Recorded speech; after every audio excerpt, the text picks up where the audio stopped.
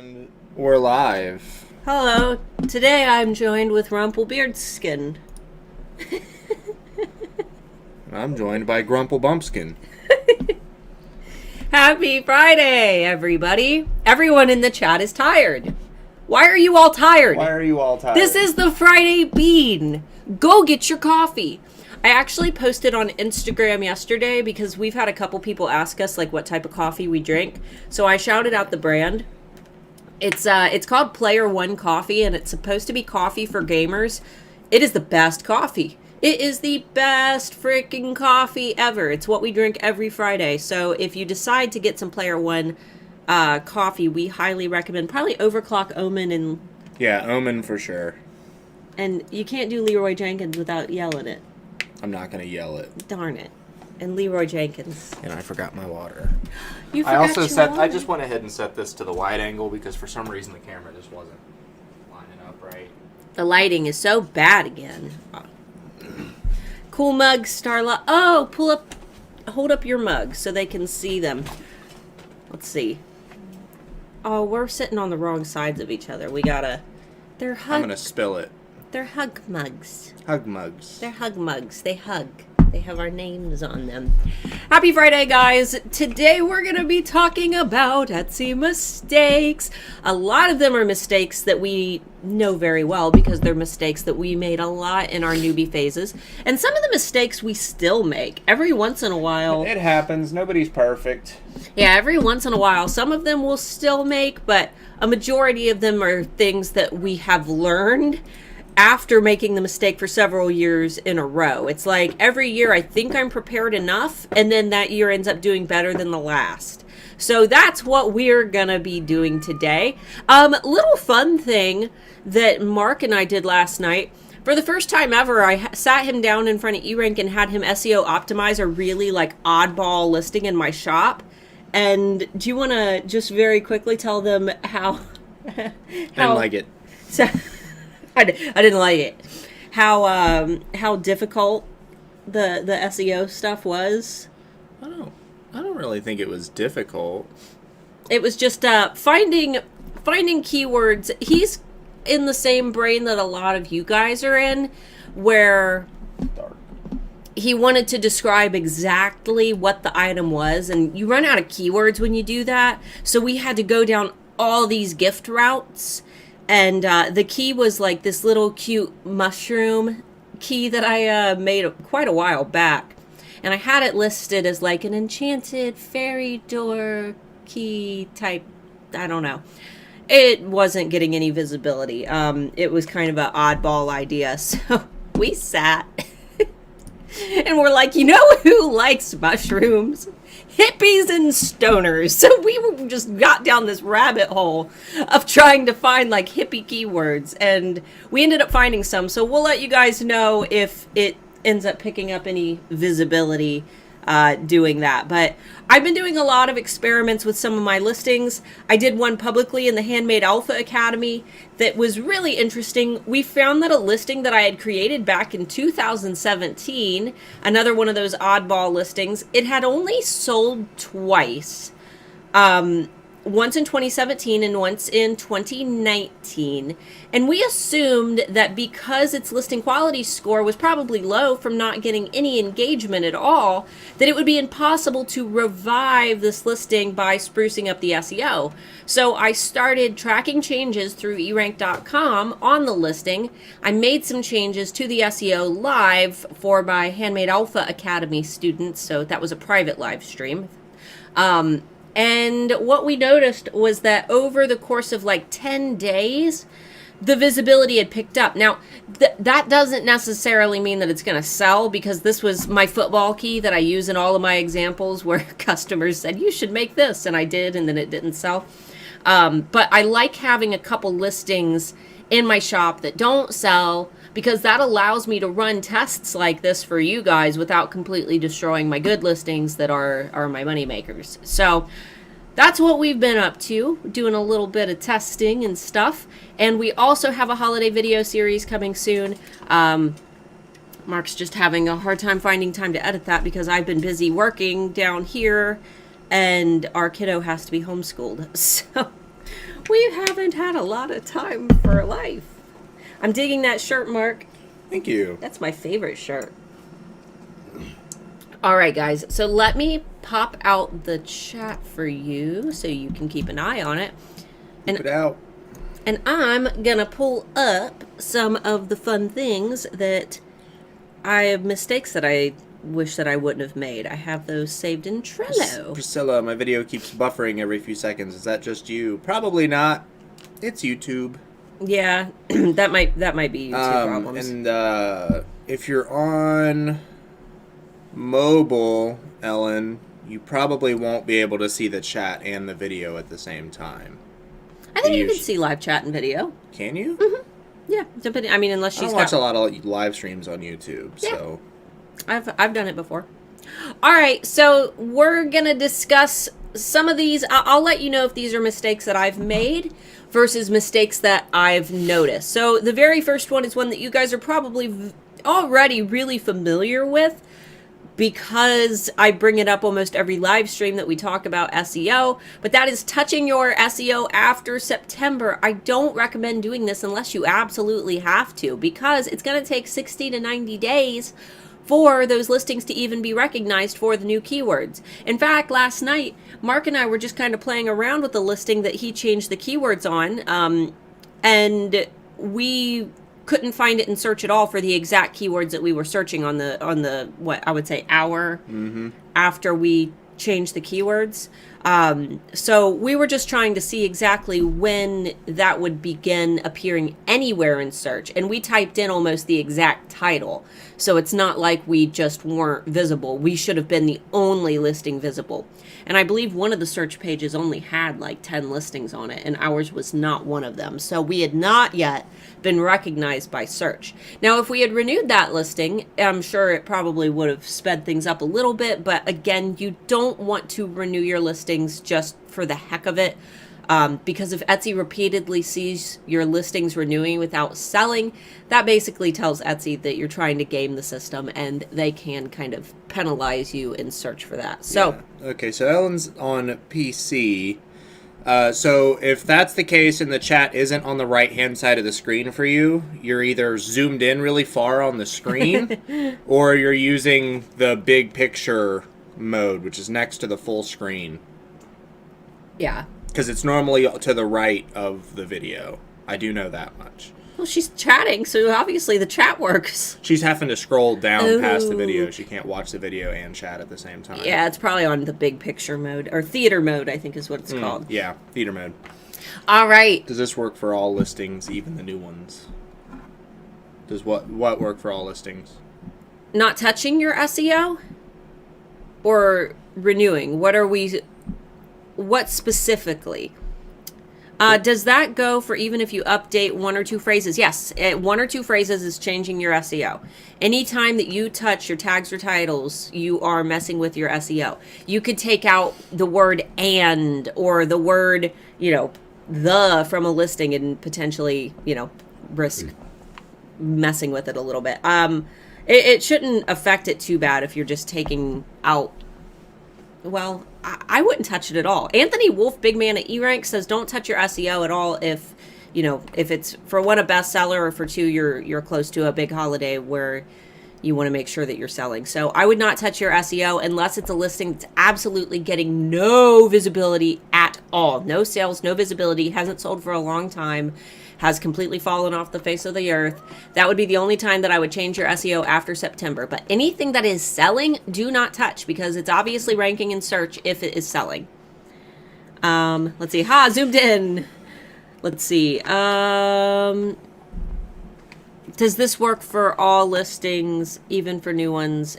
And then just yes. I can't remember what I said yes to. Okay. If you create a new listing, how much time will it take to appear in search? 60 to 90 days. It doesn't mean that it'll take that long to appear, but it will take that long for you to get ranked, because Etsy's going to need to see some engagement on that listing. So you're actually going to get a small boost when you first list a product. That is going to allow Etsy to have a little bit of time to collect data on how people really interact with that listing. If they're clicking it, if they're favoriting it, if they're buying it, and when they buy it, if they're leaving a review. And if Etsy notices that nobody's touching that listing, it has the possibility to be lowered down in the search over the period of 60 to 90 days. However, if Etsy notices that a lot of people are clicking, favoriting, buying, reviewing that product, then Etsy is going to want to recommend that product to more people and will boost it a little bit in search. So it's not all about having good keywords. It's also about how people engage with your listing. So be sure to watch last week's episode of the Friday Bean, where we talk about fishing for Etsy customers, because I go over exactly the process of the shopper's journey and the ways that you can really get your shoppers to bite that hook. So, did we have any? Yeah, the things are all just kind of popping up through. Which is the last one you did here? Sally looks like the next one. You can also click to have the chat in the pop-out window. Is that the one you were talking about? Oh, yes, but I can't see. It's okay.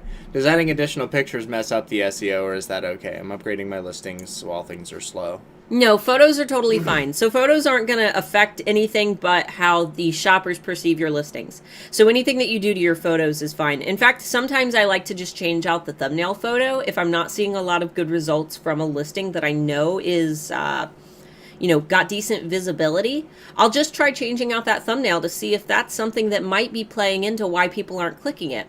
And what you can also do is go into erank.com and use the change tracker tool.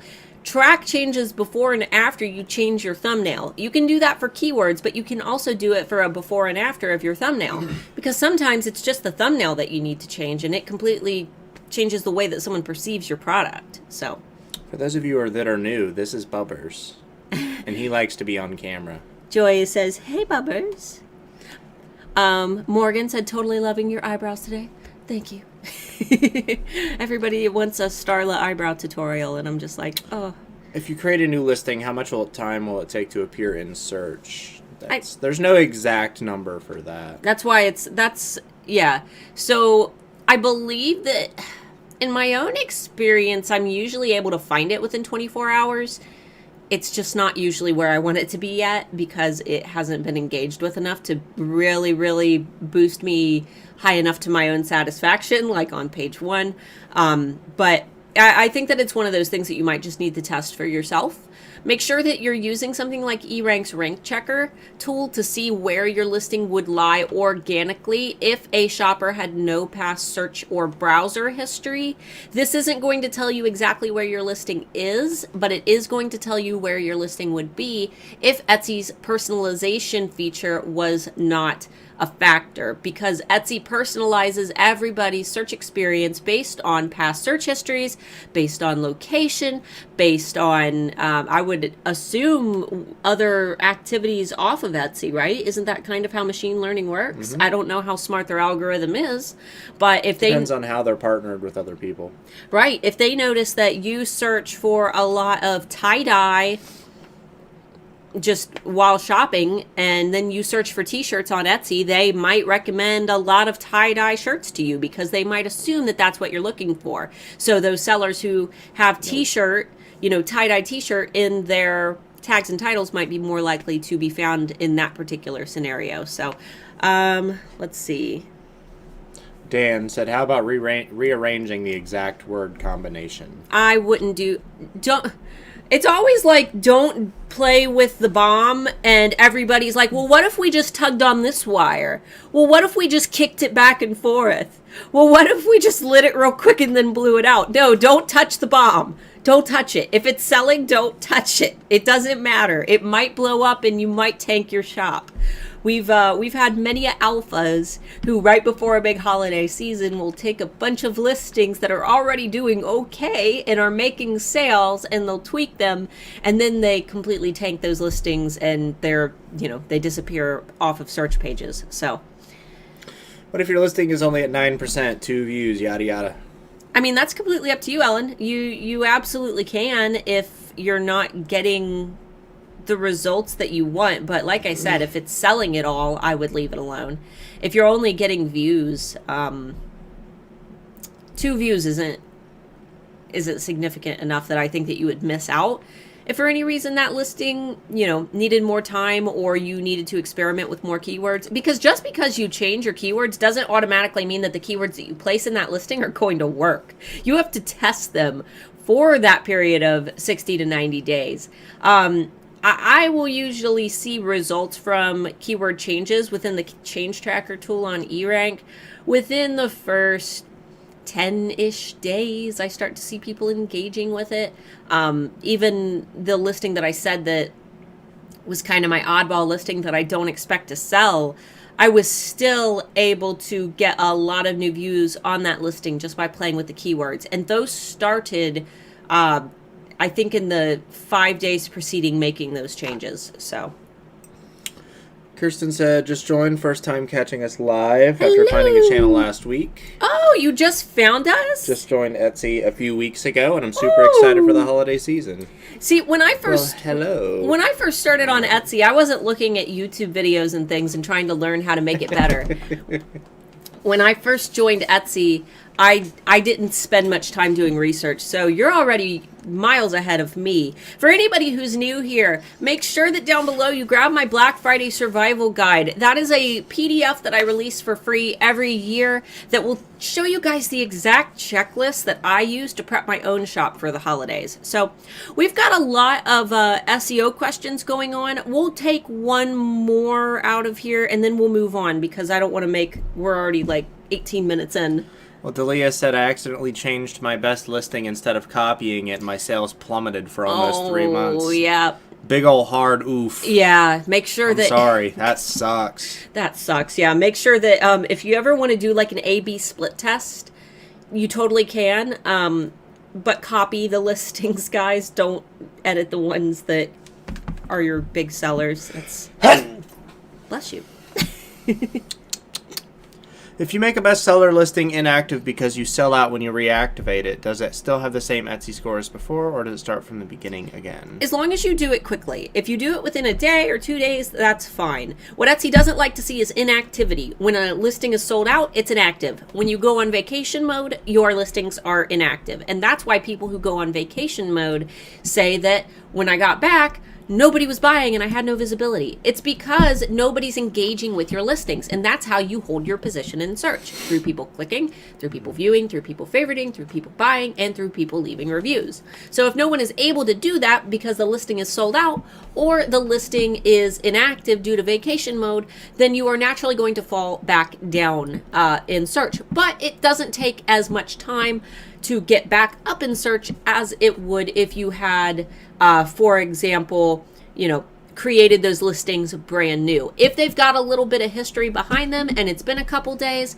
it's easier to just maybe, let them sit or run a sale or promote on social media so people come back in and start engaging with those listings again, and that will tend to kind of boost them back up. So, one more.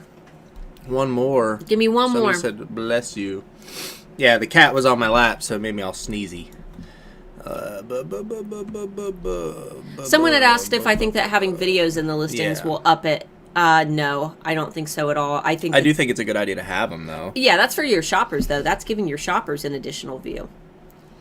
Happy kitty. He is a happy kitty. I asked last week about taking down listings slowly. I went through my listings. I started wanting to change the branding and theme. Is it a good idea to do that in 2021 after the holidays or now? I would do it now. I mean, if it's things that have the potential to sell, why not leave them up and clear inventory? That's what I would do. Unless you're digital, which then I mean, what would be the harm in leaving them, just through the holiday? All right. Let's see. Let's move on to number 2. I know you guys love SEO, but every time we talk about SEO, we get a million questions, and we have tons of SEO videos, and I'm sure we'll do another one for holiday SEO soon. So if you guys want to learn more about SEO, be sure to go back on my channel and watch some of those. So number 2 is a big mistake that we tend to make at least once every year. And that's miscounting or not counting your inventory correctly. One of the most common scenarios that I had in my newbie days, especially around the holidays, was I would get a bunch of listings for a specific key necklace, and then I would start filling those orders and customizing them with their birthstones. And I would get to the last order and I would look in my big supply box and the key would not be there. And a lot of the times I could go back and remake that key, but there were a few occasions where I had to message the customer and say, I don't know what happened. I believe that I must have miscounted. I'm either going to have to refund your order or give you something of equal value. And most of the time, in fact, all of the time, they were totally fine with it. In fact, a lot of the times I would just send them a little freebie along with whatever alternative they picked if they just wanted to exchange it for a new product. But that's something that we should all be doing before the big holiday rush, is sit and count every single thing. If you do anything that needs to be like quality checked, I would check every single product to make sure that there are no errors. And you want to make sure that every single thing that is passing through you is going to be of the exact quality that you would want to represent your entire brand as a whole. If you're, looking at all your products and one of them has a small flaw on it, but you think that that might be a Christmas gift for, I don't know, grandma's last Christmas, Yes. and the person who bought it expects it to be absolutely perfect, and then it arrives and it doesn't look exactly like the photo, every single product needs to be treated with that love. I always think when I'm packing my orders, I always tell myself that this product is for a little kid. And obviously they're not, because they're choking hazards. But I always think like, this is for a little kid.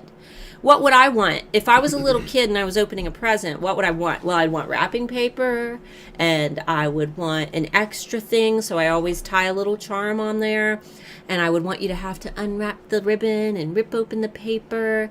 And I would want to put a picture of myself and my daughter in there so they could see that I have a cute little girl. So I always have a photo of me and my daughter on the back of my main business card. And yeah, so I just try to create an experience, because I want all of my customers to feel like that child opening a Christmas present. And even if they're buying it for themselves, every purchase that you make should feel like an experience, right? Don't you love it when a company goes above and beyond and you open their package and it's just tons of fun? Mm-hmm. So making sure that you're counting your inventory, that's a big one. Every single product, recount. And then also making sure that every single product that you are going to be selling this holiday season is in the best possible condition that it can be. And if you have products that are flawed, it's great to just do a, if you've got a social media audience, I'll jump on my Facebook group for my key club and do a quick live stream and be like, hey guys, I've got all these keys, they didn't really pass the sniff test, and I'm going to be selling them at a super discount. There's nothing really wrong with them, but they're just keys that weren't up to par with what I would normally sell in my shop, and you guys can get them for like 50% off if you want one. And people love that. God, people love that. They always sell out. So, did we have any questions based on this? Not really. Do you have the Allura extension? I do not. Looking for questions. Love from India. Ceramic mugs saturated, or there's still some scope? I feel like mugs is kind of always a saturated market. It's always saturated, but that doesn't mean that you can't sell. I'm in jewelry. Jewelry is a saturated market. You need to find a niche within your niche. Mm-hmm. People will always be buying mugs, and they will always be giving mugs as gifts. So what niche could you cater to? For example, Mark and I aren't just drinking out of normal mugs right now. We are drinking out of mugs that have our names on them, and they're hugging because they've got little arms that lock together, and they're super cute. So when I shopped for these, I looked for a couple's mug set.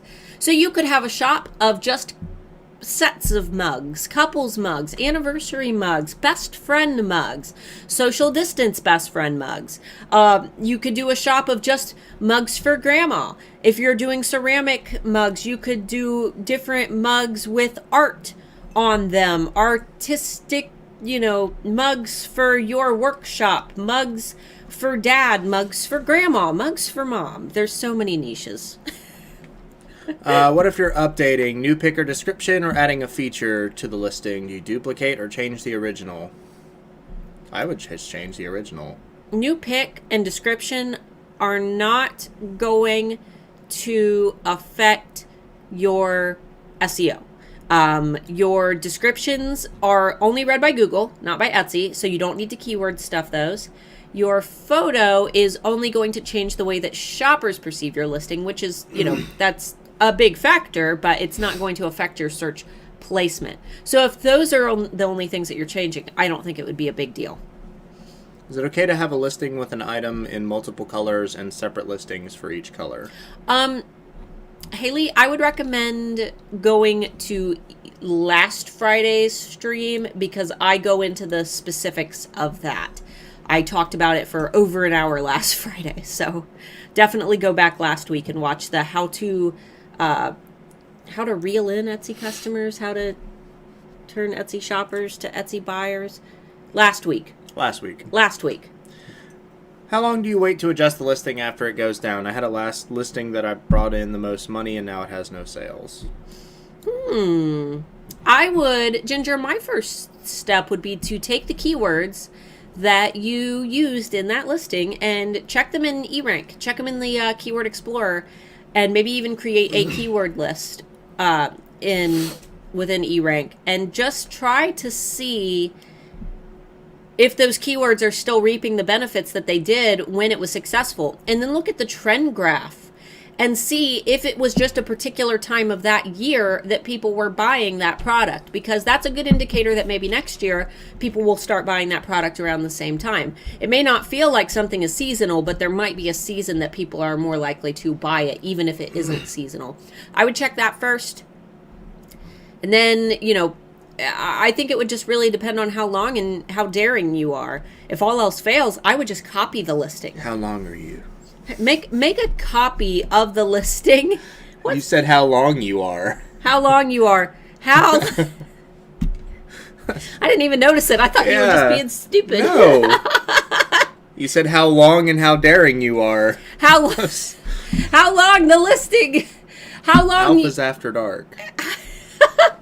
How long the listing has been inactive and how daring you are. I'm a mess today.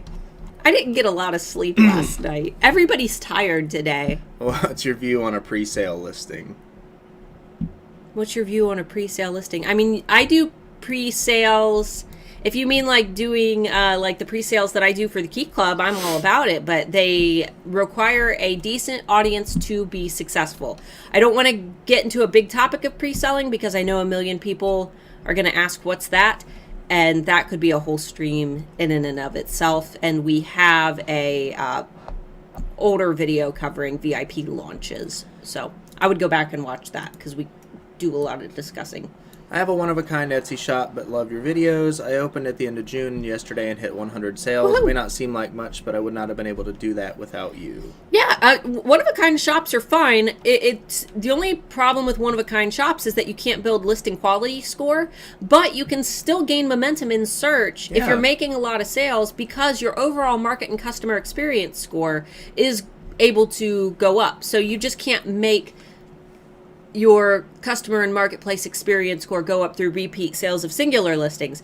You have to kind of pull a little bit of your own weight initially. But once you actually start getting the ball rolling and your customer and marketplace experience score is at a point where Etsy feels comfortable recommending you in search, you can get your one-of-a-kind listings to be visible. It's just very, very hard. So if you have 100 sales already, it sounds like you're doing fantastic. And I would highly recommend trying to continue the momentum through things like social media. That way you don't have to only rely on Etsy SEO, because obviously one-of-a-kind sellers do have that little bit of a disadvantage when it comes to the search algorithm. So, I accidentally clicked and screwed it up. There we go. That's I'm okay. back. Let me pull up our next question here, or our next thing. Okay, I'll just go ahead and ask this question while you're doing that.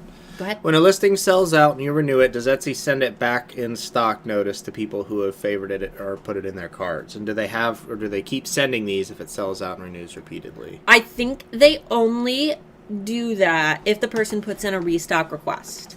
If it's in their cart, I don't think that it will do it. I haven't tested that theory, but I know that a lot of platforms where it will stay in their cart even if it's sold out. I don't know if Etsy does that. I don't know if they do or not. I would assume that if it's the same exact listing, that it would just appear back in their cart as normal and not as a sold out listing. But I'm not entirely sure. I don't know. Not sure. That's something I'll have to test out. Yeah. Let me go ahead. You're both looking a little slender. Why, thank you. A little slender. Maybe it's just the camera angle. Could be. I've lost 20 pounds in the last, 4 months. He has. Look at my skinny boy.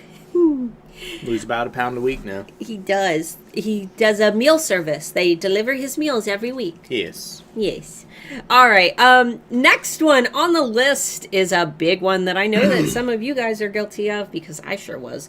Allowing custom items or overselling with customized orders with no time to fulfill those orders. And this is a big newbie mistake where people will join Etsy and it'll be their very first holiday and they'll think, oh, all of my items are made to order.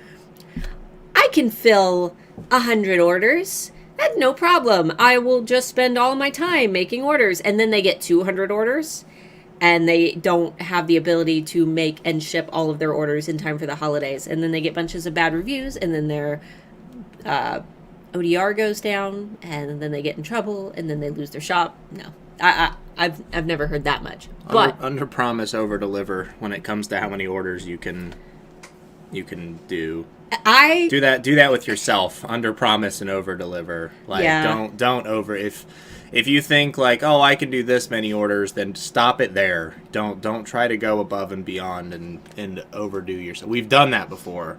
Oh, We've done that on Black Friday sales where we've literally made a couple hundred sales and did not extend out our shipping times and things like that and ended up having a week to get 200 something orders packed.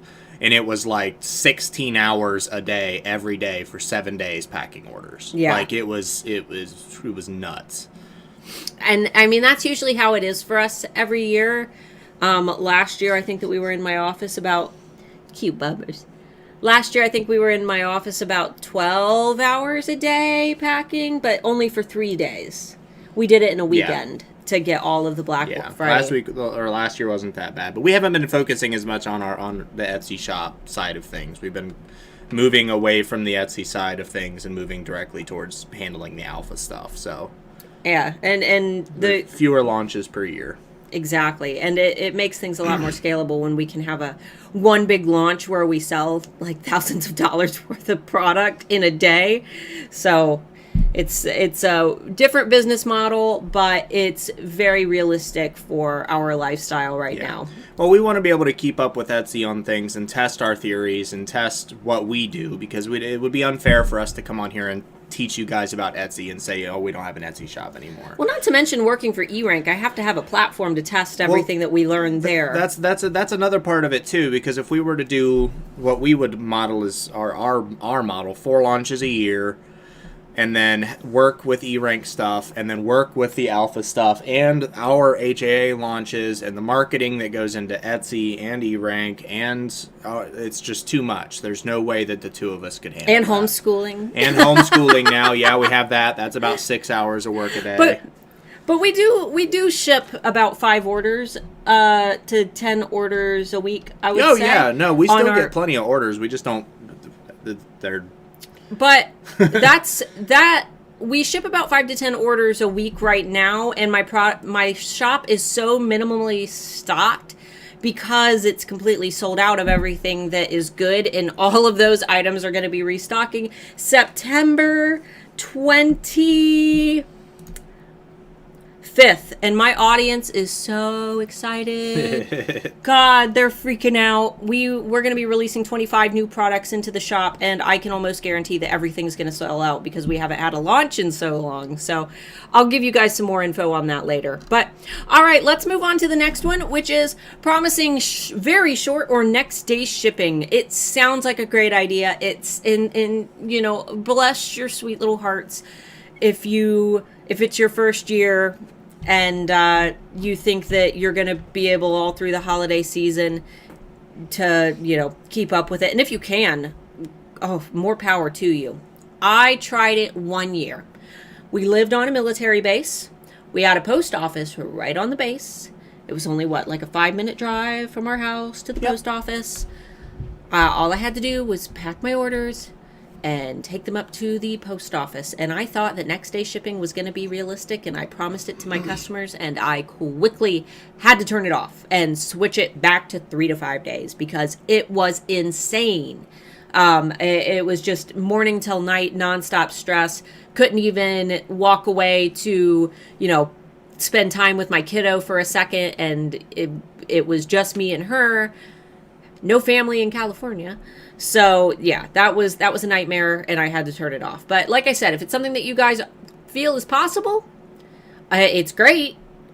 Buyers love it. But if you do anything where you have to actually customize that item, it makes it very, very difficult. If you're able to stick that item straight in an envelope and ship it, probably a little bit easier. But any level of customization makes that very difficult. So Megan Peterson said, there's a point where you have to hire help. I'm at about 100 orders a day on average. 100 orders a day? Holy crap, girl. What are you doing here? You don't need help. Megan, you do the eyes, right? You know the eyes, like what I use on my keys, like the eyes? Like eyes? Yeah, like eyes, like the dragon eyes. Eyes? Eyeballs? Yes. The flat eyes? Megan, you make eyes, right? Well, either way, more power to you. That's a heckin' bundle of orders, but she has 3 assistants. Yeah. Cheater. I'm No. just kidding. No, you definitely, once you get to a point where you're making that kind of sale, you do need to hire help. We have hired. I have my dad help me a bit every year, and I hope he's not watching this.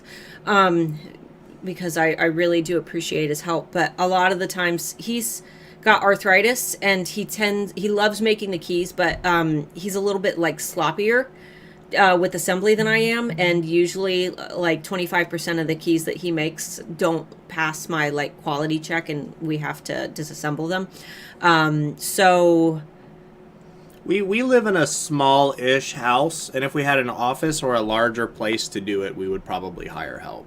But we don't actually have the space for additional people to help us. Yeah. Only 2 people will fit in our office for her key business. Yeah. I like to tell people that, like, we don't live in a trailer, but our house is about the size of a double-wide trailer with a full basement. Yeah. Pretty much. Yeah. So we live very comfortably in our tiny house. We do want to get a bigger house soon. We need more space. We will. All right. What do we, are we good to move on? We've got questions for days. We can either do that or we can move on. Give me a few. It's only 12:39. My employees work from their own homes. Well, ours can't do that. I'm glad, though. I'm glad that you're able to do that. Otherwise, it would really suck right now. Yeah, I would have to like drive to all their houses to pick up all my inventory. And that's the thing. Everyone we know lives like 30 minutes away from us. Miranda, does canceling orders have any negative effect on your shop? I believe that canceling orders. I believe that if you repeatedly cancel orders, and this might be a new thing, please someone correct me if I'm wrong. I believe when Etsy published all of their new policy changes this week, that they announced that if they notice that a shop repeatedly cancels orders, that they look into it, and I think that it does count negatively against your shop. I don't want to quote that until I know for sure. So if anybody who read that article can maybe like either post the article that Etsy published about the new changes, or let me know in the chat. Just to be safe, the best thing you can do is only cancel orders if you have a legitimate reason to do so. Yeah. Like, if you oversold or something like that, try your best to push through and get it out or delay the order if absolutely necessary. But if you're having to cancel a bunch of stuff for no reason, that you're not going to be able to cover your own butt if Etsy does come knocking on your door and asking why you're canceling a bunch of orders. Have a good reason. That way, if for some reason Etsy does come knocking, you can say, "Oh, well, this is the circumstance," and that's your best chance to defend yourself. Because they've been really biting down on their policy and making their policies more strict to prevent randos from coming in and just selling a couple of things and then just taking up space on their servers. Yeah, they're trying to prevent that. So. Last night when we were doing a little bit of E-rank stuff for Anthony, we found so many shops that were just reselling things that we see on Amazon, things that we know they did not make. It was just nonstop seeing items that we knew that they did not hand make themselves. So it's still a common problem, but unfortunately Etsy can't figure, I mean, there's no one who can figure out if a product is handmade or mass produced, you know. Delia said, they also said if you get a sudden flood of traffic, it may reduce your visibility. I don't understand why, or a sudden flood of orders. There's a lot of different opinions about that. Yeah. So they started this with masks. Yes. It is true. If you get a big flood of orders, they are going to reduce visibilities for shops. This isn't necessarily a bad thing, though it sounds like a bad thing. I want you to consider what a lot of orders is to Etsy. A lot of orders to Etsy is probably hundreds of orders, right? We're talking about lots and lots of orders. Think about the shops where you have been trying to compete with them for years, but because they have so many sales and they've been around for so long, you absolutely cannot compete with them on any search pages. Yep. Everybody has competitors like that, right? They have just completely like monopolized whatever keywords you're trying to rank for. What if they aren't always the ones being shown? What if you are able to stand beside them or take their place, even if it's only temporarily? You know, what if you are able to get up to their level for some time because Etsy has taken away just a right. tiny bit of their visibility in search and given you that opportunity? Yeah, if you just get like 20 or 30 sales, Etsy isn't going to slam you down the barrel for making sales. Right. You got to remember like what the origin of Etsy is at the heart of this. No small seller or small group of people can fill an order quota of 500 orders a day. That's not a thing. So you have people that are coming on here that run print companies, whole big operations where they print things that are printing hundreds and hundreds of masks or hundreds and hundreds of some sort of product that is currently viral. They're coming in and they're dominating the market. These are not handmade sellers. These are not people that are sitting and crafting things with love and care, but they're also not breaking Etsy's terms of use, so they can't just remove them as sellers, but they can limit their visibility to make sure that competition is healthy.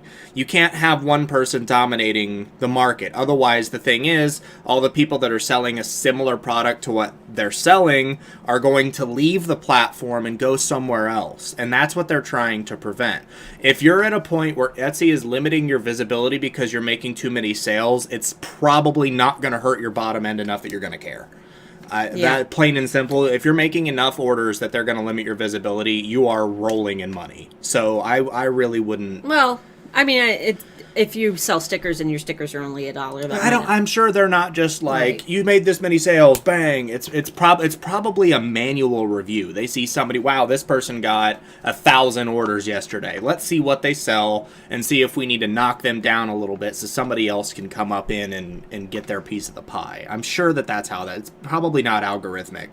Etsy's not known for just slapping an algorithm on something and letting it go wild. They're not YouTube. That's why they're testing things now. They always test things in September and October to prepare for November. This is when they test things. I would rather them test now than later. But then Megan said if they're selling them as a supply, that's allowed. Yeah, absolutely. But masks aren't really a supply.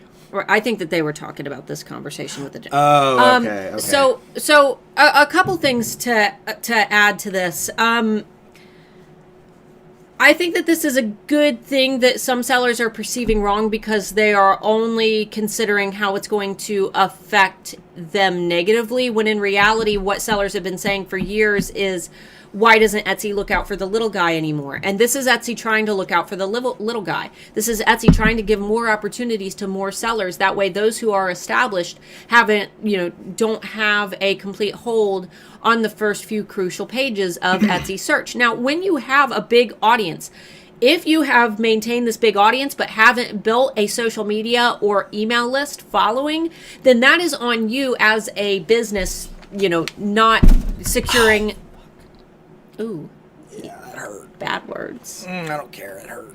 That is on you as a business not securing down your target audience and making sure that you have them collected in a way where you can continue to market to them. All of these big companies who have... Hello. All of these big companies who have a ton of sales, if they have not collected those contacts by... including some type of redeemable coupon code if you join my email list type thing within their packages, or adding an email list link into their listings, or adding that email list link into their shop announcement, those sales kind of mean nothing if you don't have the ability to go back and remarket to those customers later, because 80% of your sales should be coming from 20% of your audience, meaning that those repeat buyers are extremely important. So one of my big things is that I've always said is that Etsy SEO is insanely important for building your audience, but it should not be your bottom line. You should have two traffic sources. You should have traffic that comes organically through Etsy, and then you should have the traffic that is coming directly to you. It's like when you open a store in a mall, yeah, you're going to get foot traffic of people who are like, oh, what's this store? Let's check it out. And they just find you organically, not looking straight for you. But then there's going to be those people that know that your store's in the mall. They're going to enter the mall, walk straight to your store, get what they want, and then exit the mall and leave with what they bought from your store. So those are like the customers that you send from social media and your email list, right? So it's important to make sure that you have both. This one just caught me. It's Miranda. Would crystals technically be vintage? Shower thoughts. That reminds me of that picture of that dude that's just like sitting back in his chair with a hood up with a joint in his hands, having the stoner thoughts. Should crystals be vintage because they're like super old? What? There's like tie-dye and trippy stuff moving around all over. I'm not making fun of you. And Deb said not slapping on an algorithm. Shudders at the memory of only free ship items on the first page algorithm fiasco last year. They never went through with that. No, though. Fortunately they didn't end up going through with that. No. Because if you search for anything, if you notice, not every item on the first pages are free shipping. So, we've only technically got 10 minutes. We should get through this list. Yeah, get through it because I've got like 100 questions here. All right. Let's go. Let's get through the list and then we'll go to questions. All right. My biggest mistake that we do make every year, I think we're good this year. I think we did good. I think that we'll be able to pull it off. Not ordering enough bubble wrap, envelopes, gift wrap, business cards, stickers, anything that you need for packaging your products. Make sure that you get that now because all of that stuff is going to sell out. It's going to sell out very soon, especially with COVID-19. I see all of this stuff being very hard to find the closer we get to the holidays because everybody's going to need it. So make sure that you're stocking up on that. We always run out of chains for our keys. We always run out of chains every year. I think we'll be okay this year. I doubt it. But we'll probably run out. We never order enough. And then we either have to delay orders or I have to go buy a roll of chain and cut it and clasp it myself, which is what I usually do. So make sure that you buy enough of your supplies. Mixing up your orders. I've done this a couple times. It's so bad. Yeah. It's so embarrassing because when we get like 100 orders, we will print them in batches of 10 at a time, 10 or 20. When we get when we do the orders, I usually do them 10 at a time. So we'll do 10 labels on 10 envelopes, and then we'll put the keys onto each envelope, and we'll, package them one at a time. And that works when it's just the two of us. But when it's me, like by myself, I don't know how it happens, but on several occasions, I've gotten 2 items mixed up, placed on the wrong envelope, going to the wrong person. It happens. They both message me and say that they got the wrong key, or one will message me and then I'll know who the other one is. Or they'll both have ordered the same thing, but then one person requested a change in their notes, so we didn't account for that and got them mixed up. Usually what I do is I tell them, I'm like, hey, you know what? This was my mistake. You keep that wrong thing. You keep it. That's for you. I will send the one that you ordered. Yes. And then you can just have 2. I give the other one away as a gift, and they are usually very happy with the fact that they get to keep the free thing. If it's my fault, I will always make sure that they get a little extra thing to make up for it. Forgetting the gift note, that's probably the number one thing that I still forget to this day because of how Etsy shows the gift notes now. I don't care for it as much. I like it now more than it used to be. Really? Oh yeah. My eye catches it right away. Yeah, and thankfully he does that part now, but occasionally I will forget the gift note, and then I'll have to, I always catch it before I ship it, but I'll have to, rip my envelope back open and print another label and repackage it, but always forget the gift note. Shipping products too late, that's going to be a given. I'm recommending... Well, for my own shop, I'm probably going to cut off orders on December 1st because of COVID-19 and the issues with USPS. I, anticipate more mail circulating through USPS than ever before because so many people are going to be online shopping. And depending on how politics affect shipping, we might have to cut it even earlier. Yeah. So just keep an eye on it. Well, we can't because Black Friday is right before December 1st. So we won't have a choice. So December 1st, I think, is when I'm going to cut off for a holiday. And then not including shipping deadlines in your listing photos. The reason I say this is because around the holidays, people aren't really looking for the cutoff deadline. They're just going to assume that if they order it, at least a week before Christmas, they'll get it. I recommend making sure that within one of your 10 listing photos that you put in your shipping deadlines, because it doesn't matter how many times you state them in your actual shipping policies, in your shop policies, yada yada, people still tend to miss them, but they will look at all 10 of your listing photos. So putting it in there will kind of guarantee that they will at least see it. We have a lot of viewers. Welcome, everyone. Welcome. Make sure 240. Make sure that you guys grab my free Black Friday survival guide link down below. That is a checklist that I use every year to prep my shop for the holidays, and it's going to include my video on double dipping. Everybody in the chat. When you're here, give it a thumbs up, yo. Yeah. Come on. Show us some love. The video that it includes, my double dip strategy, is how I make at least $6,000 every Black Friday within a 24-hour period. So this is a way to stack coupons with Etsy, and your customers love coupon stacking. It is psychologically triggering and very appealing. Yes. All right, next up. Not doing a Black Friday event at all. Even if you're international and Black Friday is not a big thing in your country, I still recommend making sure that you run some type of Black Friday promotion, because the U.S. is big on Black Friday. And if you want to catch any of the biggie, Biggie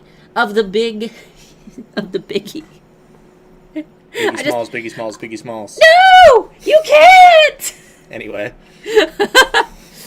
But, if you want to catch any of the big holiday shopping rush, make sure that you get in on Black Friday. There's also, if you don't make a lot of sales on Black Friday, you can extend your sale to Cyber Monday, Small Business Saturday and Cyber Monday. Those are both also big shopping holidays. So you could extend Tech Tuesday, Whack Wednesday. Are those? I don't know, probably. Tech Tuesday? No, Cyber Monday would be. Cyber Monday, Tech Tuesday. Shut up, Mark. See how this woman treats me? Rescue me. Somebody come get me. Yeah. Come get me. Don't say that. We're going to end up having people knock on the door. Help! Okay. I'm in distress. Next one is not marketing your Black Friday event on social media. This week on my Instagram, you guys can search me by searching Starla, the letter K, and more. Starla K, more. I posted a really cool app called Pixel Loop where I can create neat little videos with photos that I already have on my camera roll. So all you have to do is take a product photo and you can add effects like smoke and stars and moving things. It's a really cool app that you guys can use to customize your photos, and it's a really cool thing if you don't have a lot of tech savvy. I actually bought the premium version because it was very cheap. I just bought it 2 days ago because I wanted to explore it more, and it seems to be worth the money. I'm really impressed with the amount of moving graphics that they have. So I recommend it. I really recommend you guys checking it out. It's Pixel Loop, and you guys can see an example of that on my Instagram feed if you look for the photo of the dragon keys with the skull in the background. So Keep scooting. one more, and then we can get to questions. All right. Wait. Okay, and the last one is not pre-making or pre-scheduling any of your posts. So I recommend making sure that on a day when you don't have, much to do, I would say this month, maybe next month, start batching out some photos that you can schedule on social media for your big holiday sales and promotions. Take 1 million photos of your products. Take photos outside. Take photos with props. Take photos at different angles. Go to the craft store. Get some ribbon. Get some wrapping paper. Get some random little bits and holiday baubles. Take photos of your products with them. Play with editing. Play with the Pixel Loop app. Play with iPicky. Play with Canva. Play with Photoshop if you're good at it. And add a bunch of things to your photos and just make as many marketing photos as you can. And start getting those scheduled out. That way you have some daily promotions running all through November. And I would say even mid-October would be a good time to start these, especially if you're going to cut off your shipping deadlines at the beginning of December. All right, let's go ahead and grab some questions. If I'm going to be doing questions, I want the mouse because I don't like reaching. Give me the mouse. Mouse. Downloading it now. Yeah, Pixel Loop's dope. Pixel Loop is awesome. Awesome. I even use it for band stuff. Holy crap. Okay. Miscounted recently and was out of supplies. Luckily, it was one of my loyal customers and she selected a new product. Sent a freebie. Yeah, if you send freebies, people usually like it. So now, not only does moving the mouse change the zoom, if I move the mouse, it resets all my settings for the video. I'm getting a new camera next week, so we'll fix that. I have mini punches and cut out a few, sprinkle them on top of the tissue paper. Very cheap way of making it a little more special. Yeah. Cute. I probably envisioned that like way worse than what it actually is. I was picturing like you open the box and then just glitter falls all over the floor. Like, aww. I post my Oops t-shirts for $5 in Facebook groups. I'm new, so cool. I don't know if it helps yet. Question regarding Etsy changes. I make crochet hanging towels. In my description, I say the bottom color and style may vary. Will this be a problem with my Etsy first photo must be the item to the customer? Hey, Renee, I haven't done a lot of reading up on this, on the new policies, and I don't want to get too far into it because what I say might not be 100% correct. So, don't take this as gospel. From what I understand, you can say that your products can vary, I believe. I believe that as long that's what you have to do is specify that they may vary. Every week. Can you go back up to her question? I need to. Yeah. Bottom color and style may vary. I really think it just depends on how much it varies. If I ordered one thing based on a photo and got a different thing, I would probably be upset. So, yeah, I would need to hear a little bit more, Renee. Please consider posting in the Handmade Alpha Facebook community, link down below. Yeah, I think that's going to be more. They can't. I don't think it's going to be as strict as what people are perceiving it to be. Yeah, let us read a little bit more up on it, and maybe we'll talk about it next because they'd be alienating a lot of sellers because handmade, the nature of handmade is that things are a little different. So anyway, if I have an item that I plan to make multiple of, but it takes time to make one, how do batches of small quantities work, assuming they sold well? Just fine. I do it in my own shop. I wouldn't let them stay sold out for a long time if you want to build a good listing quality score. But I don't see an issue with it. In fact, it's best to start with a small batch so you can see how well it sells. It's a lot worse when you make 100 products of something that nobody wants. What are some tips that you have for selling under a theme instead of a specific item? Selling under a theme, like, I'm assuming that you mean... Like a collection launch. Right, I'm assuming that you mean, for example, a lot of the times I'll say, you need to specialize in a specific type of product. For example, a mug shop should sell only mugs, and a jewelry shop should sell only jewelry, and I make skeleton key necklaces, and I only sell skeleton key necklaces. But you can also specialize in a theme. For example, a shop that sells mugs and t-shirts and bracelets and, bandanas could get, a decent following if all of those things had rainbows on them, and you called yourself the Pride Shop. Or if they all had, as I always use in my examples, chihuahuas on them, and you only created products for chihuahua moms. How to market those things is you need to market to the target customer. What is the theme? And make sure that there is an audience for that theme, and then you market to that theme. If I was creating a shop with only rainbows on my products and I called it the Pride Shop, I would obviously show photos of like Pride Fest and people maybe wearing my products and couples wearing my products and maybe dogs wearing little bandanas with rainbows on them.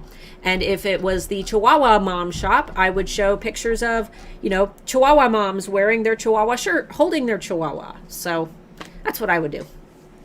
She meant to say button color and style may vary, not bottom. That's okay. Who the heck is Anthony? Depends on who. Did you mean our mugs? It's not Anthony, it's Antony, and no one in the real world calls him Mark. His name is Mark Antony, and I only call him Anthony, and his family only calls him Anthony. If you guys call him Anthony, you're in the cool kid club. Starla, when you say check the keywords, do you mean tags? Keywords are tags and titles. Words in your tags and titles. That's what a keyword is. A keyword is a word that you want to be found for. It doesn't matter where it is. It can be in your tags. It can be in your titles. It can be sprinkled throughout your storefront. Tags and titles are keywords. Do you think resellers have increased on Etsy? Just by the nature of the platform growing, they're never going to stop increasing. The more Etsy grows, the more resellers are going to grow, and the more they're going to try to bite down, and the more people are going to find workarounds to stay on Etsy. Yep. Even just looking at Etsy last night when we were screwing around with that listing, it was just like the goofy stuff we were searching for was like half resellers. Mm-hmm. So that's not going anywhere. Yeah, we were playing around. We were playing around on eRank in the 18 plus category, just seeing what weird things people are searching. Y'all are some weirdos out there. You know who you are. If you ever want a good laugh, we will occasionally, and we want to know what are people searching around Valentine's Day in the 18 plus category. And no, I'm not kink shaming you. No, not at all. We're all for whatever you're into. As long you do whatever you want, as long as nobody gets hurt, unless that's what they want. That's true. That's a good. That was nice. But anyway, yeah, and we noticed just so many weird things, like being all the little dice and things. Like, I think that's the most. Fine. Yeah, but the 18 plus category, I can kind of say so somebody did ask if the Alphas After Dark thing was going to happen. Probably. We're still trying to kind of figure out what that's going to look like. I know we keep saying that, but it's not our number one priority at this point. And after looking at the category myself through eRank, it's like 50% just people reselling Chinese crap. So, yeah. Yeah, but I think that's all the more reason to help our handmade sellers who do. Exactly. That's what I'm saying. Looking at it, it's like a lot of the people that are making handmade stuff are not on page one. Like, looking at page one for that, there were, no handmade items whatsoever. Other than one piece of furniture. Furniture. One piece of furniture. Furniture. All right. Keep going. There's some funny acronyms on there too. If you ever get bored, feel free to look up some of the acronyms. Yeah, you'll have to Google some of them because there are some strange fetishes. I can't say strange because then I'm kink shaming. Some of them are. Anyway, I add my art on my pod products, but they're sold best in art. I know, in art events. Can you recommend some keywords? We can't. Here's the thing: print on demand products. I know nothing about what that is. Are you? I mean, that could be I'm selling prints for nurseries, and that could be I'm selling mugs with pictures of naked ladies on them. You know, there's no way that I can recommend keywords. You don't want keywords around print on demand products. You want to specify in the niche and the type of person who's searching for that product. So we can't sit and give a big list of keywords that we recommend. I recommend getting on erank.com and using the keyword explorer and typing in a few keywords that kind of describe your listing and seeing what they recommend. That's what I would do. If an item is made to order, is it beneficial to mark it made to order and have extended shipping time? I would. I would. Absolutely. Especially if it's if you got an order for 100 of them tomorrow, could you fill them in the time frame that you currently have? If the answer is no, then I would definitely do that. Etsy does keep sold out listings in baskets. Okay, cool. So then I would assume that it would just bump back to being in stock, and then the person could proceed to buy it. We can test that. I guess we can't because that would be stuffing. No, stuffing, shilling. Stuffing. We could do it with something that we actually want to buy from a different shop. But then we have to wait for it to sell out, and then we don't know if we're going to get it. So that would be stupid. I don't want to do that. Then my heart will be broke. Anyway, I reduced a few of my one-of-a-kind quite a lot when I first started. A little while later, I saw that another shop had bought them and added $200 and put them up for sale on their own shop. Merry Christmas. Yeah, I would contact their shop and let them know that your products are not for commercial use, and then maybe contact Etsy about it. How does the Etsy on sale updates work? It says people favorite shop get updates, but I don't see that with others I favorite. I only see what's new in their shop when they add a listing or when they go on sale. The Etsy on sale I don't use anything for Etsy on sale other than the double dip. So if you guys have any other questions about any of the other features that Etsy on sale uses, I will not have an answer for you because I do not use anything other than the sales feature that they allow you to do the double dip feature. And if you guys don't understand what the heck I'm talking about when I say double dip, make sure that you get my Black Friday survival guide down below. That is my super secret tactic that I use to make lots and lots of sales on Black Friday. And I'm gifting it to you guys for free. Just please be sure to let me know how it goes this year in the Handmade Alpha Facebook community, because we usually have tons and tons of alphas who are very successful with it.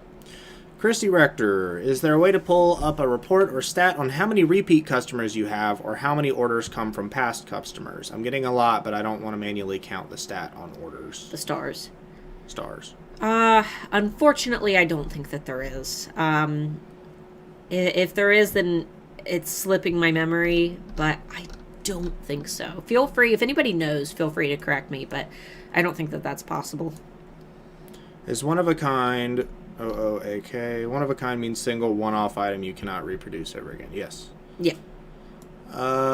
That bothers me so much when Etsy coaches don't have their own Etsy shop. It's like going to a hairdresser with horrible-looking hair. How can I trust them? Yeah, that's like walking into those crappy little tattoo parlors next to the mall, and they're like, I did all my own tattoos, and they're like just crap that a 3-year-old could have drawn. Like doodles. It's like, yeah. First of all, bro. First of all, never do your own tattoos. I disagree with that. I think your own body is a perfect canvas for practice. I don't see a lot of people with good tattoos. You can also just use a grapefruit. Yeah, I've never seen a lot of people with good tattoos that did them on their own. During the Euro turnaround is 2 to 3 business days. During the holidays, bump it up to 5 to 7 business days. Yeah. You'll over time learn what your limitations are. It's one of those things where you kind of got to break your limits before you know your limits. Maybe put your dad on another part of your production line which suits him better. There's the no production other part. line is like production and then ship. Yeah, take pictures and then ship. We used to have help, high risk. That stinks. Let's see here. This is my first holiday season with Etsy. I get occasional sales now, maybe once or twice a week, and I'm not sure how much inventory I should prep ahead of time or just make as we sell out. I would do as much ahead of time as possible. Yeah. So if you've got products that you're just not sure are going to do well at all, maybe don't make like a gazillion of them that you might never be able to sell. But if it's maybe items that you're selling every once in a while, those are the ones that are good indicators that people want them, that there is a demand for them. It might be a good idea to stock up on those. But if you're able to make your products quickly, then I don't see anything wrong with understocking them just a little bit. But definitely stock up on the things that you know people already are buying. That's where you really want to put a lot of your energy. Wonderful world of stuff. Double dip in the 18 plus world is a whole different thing. Every time Starla says it, I try to hold back the smiles. Whoopsie! No, it's like double the chip dip. Double the chip dip. No, that's not what that's like. Double the chip dip. Like cheese I did a queso. partial refund for shipping overages for my most recent order and created a new photo stating that shipping overages are refunded. Will this have a negative effect on my shop? No. If anything, it would be positive. Yeah. I think that it would be... you didn't cancel the order. You just refunded shipping overages. I don't see that having any negative effect. One of my issues thinking about giving holiday offers in the future is the percentage of fees Etsy takes if your order comes from offsite ads is astronomical. With other fees, it's around 34%. Yup. It'd be like that. Yeah. Emma, are you making over $10,000? Because if not, turn your offsite ads off.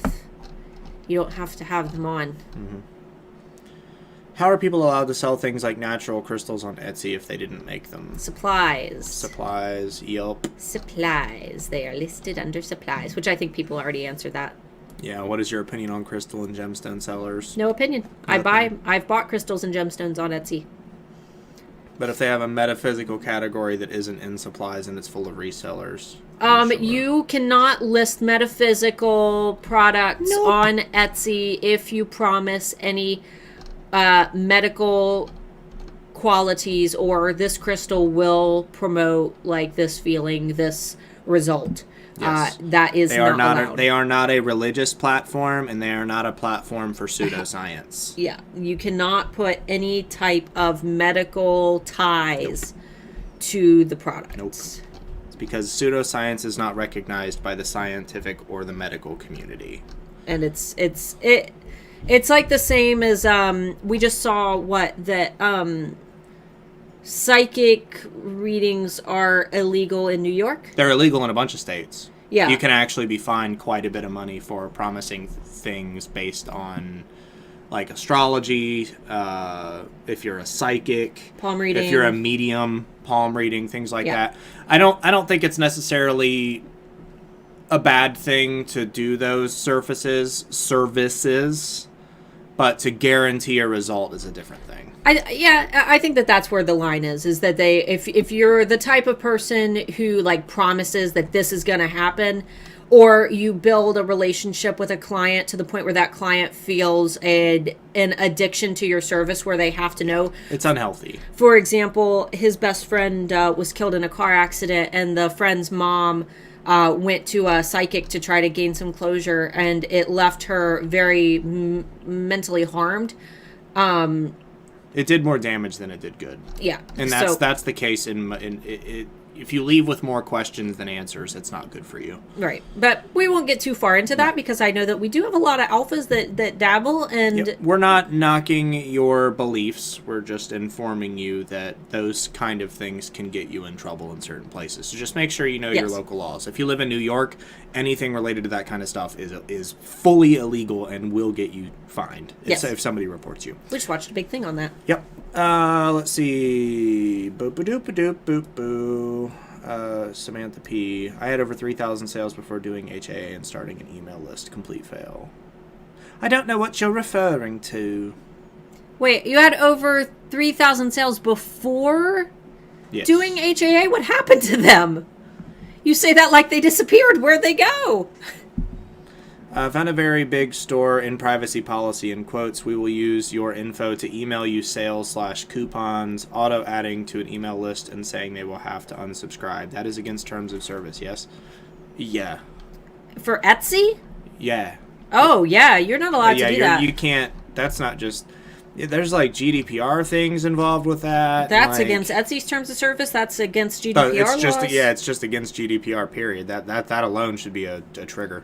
Yeah, I would. That might deem a Etsy report or a nice message to the shop owner, letting them know, hey, what you're doing is actually very illegal, not just against terms of service, but illegal. I'm trying to find out what equipment is involved in making man-made gems. I'm sure very expensive. I have no idea. I'm sure very expensive. Because we got into... I know that we have some smiths in there, not doing smithing equipment, but I got looking into industrial equipment for actually smelting different things, and it starts to add up. It starts to add up quick. How do you have a sale and an email list discount for non-email lists? What? How do you have a sale and an email list discount for non-email list? I don't quite understand. Oh, she means how do you run a sale within your shop and then be able to offer your email list a discount? Double dip strategy. Make sure to get my Black Friday guide linked down below. There is a video along with that will teach you how to do both.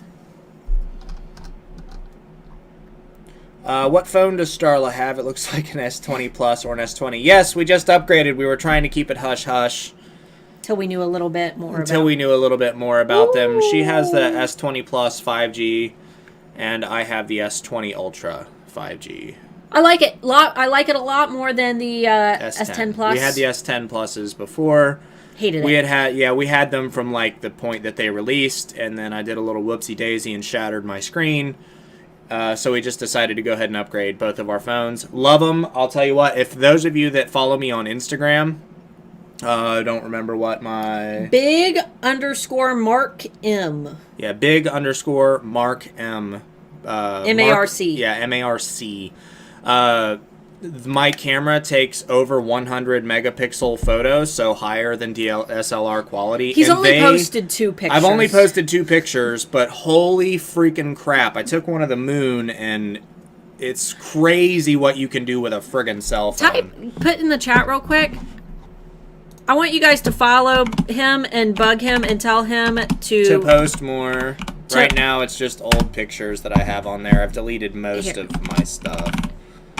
Yeah, follow us on Instagram. We're trying I'll be posting more. I post pictures because I like goofing with the settings. So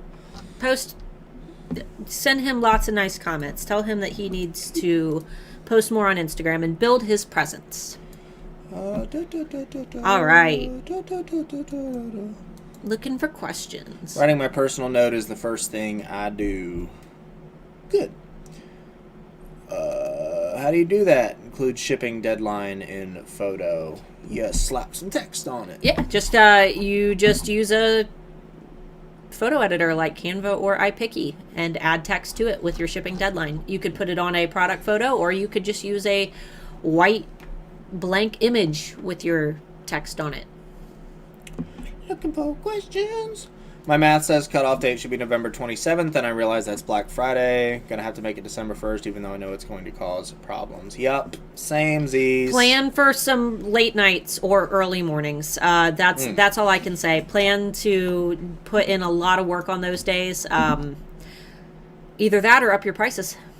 Wow, that moon picture is fantastic. I know, right? For a low light picture, that's nuts. And there's no filter on there. The only thing I did was edit using the actual camera settings stuff, like the contrast and the color balance and stuff like that. There are no filters applied to that picture. It's just raw with camera settings. Raw. When do you announce the Black Friday sale? I start teasing it a week before Black Friday. So I really start gaming it up, and then I usually start it at 6 p.m. Eastern on Thanksgiving night. The whole checklist of everything that I do in the days leading up to Black Friday, as well as everything I do to prepare during Thanksgiving so that, you know, I can actually enjoy Thanksgiving with my family, that is all in the Black Friday Survival Guide PDF link down below. If you guys sign up for that and you don't end up getting the PDF, we believe that some inboxes are flagging it as spam because there's a PDF attachment. Just email me at starla@handmadealphaacademy.com. That's my email address, starla@handmadealphaacademy.com. Might take me a few days to reply because we do get about 100 emails in there, you know, every 2 to 3 days. So, but just email me and let me know that you didn't get it. And we'll make sure you get it. It might take me a few days, but we will make sure you get it. What kind of effect does not opting for the free shipping guarantee have on your shop visibility now? I haven't noticed any issues with it. It is one of the factors, unless someone is filtering specifically by free shipping, though. I don't think that it has as much of an effect as Etsy had originally announced. So, somebody said big _Mark M ? Are you sure that that's correct? Yeah. You can check real quick while I ask the next Somebody question. just said that they started following you and saw the moon picture. Big _Mark M. I think she's just wondering why that's your. Oh, because I started it because I used to be a bodybuilder and I was Big Mark. Big _Mark M. That's it. Yep. Yeah. What scheduling app do you recommend? I usually don't use a scheduling app because I schedule through Facebook and then I'll post manually on Instagram. But some of the Alpha's favorites are Later, which I think Paula Haas is really big on promoting. Tailwind, I know, is a really big one for Pinterest users. And you can also use Hootsuite, which I've downloaded but haven't really dabbled in very much. But those are the 3 big ones. I think Later is spelled Laterr. I believe, and then Hootsuite, like an owl, HOOT suite, and then Tailwind for Pinterest. Those are the big 3 that most of the alphas recommend. As Etsy becomes more widespread and Etsy customers are getting savvy, is it not essential to have that free postage offered? If people search and tick that box and you don't offer it, you're not found. It's so we talked about this on the last live stream a little bit. It's kind of 50-50. Some people use it. I don't personally use that unless it's something that I'm buying that's very expensive that would normally have expensive shipping. But realistically, I think most people, especially our age, in the 25 to 35 category, have an understanding that free shipping is not free. Not everyone, but the majority of people that offer free shipping offset that cost into the cost of the item. Like that was a thing maybe like 3 or 4 years ago when free shipping started really being like a big headwind into the industry. But people have picked up on the fact that people like the items cost more when shipping is free. So now I think people care a little bit less, unless you're talking about something like Amazon where Prime is a thing because they have their own delivery service. But on Etsy, I don't think it's as big of a deal. And I think it's going to become less of a big deal over time as people realize that items are more expensive when you offer free shipping. Sellers aren't taking a hit on Etsy for free shipping, or most of them aren't. Yeah, and for those of you who shop on Etsy, like I know a couple people said that they do, but realistically, how often do you filter just to see products with free shipping? I don't. I want a good product. If I have to pay a little bit for shipping, that's fine. I'm going to be paying it regardless, whether it's looped into the item price or not. Sharon said, I thought it may be something for an after dark session. Big Mark M. No comment. No.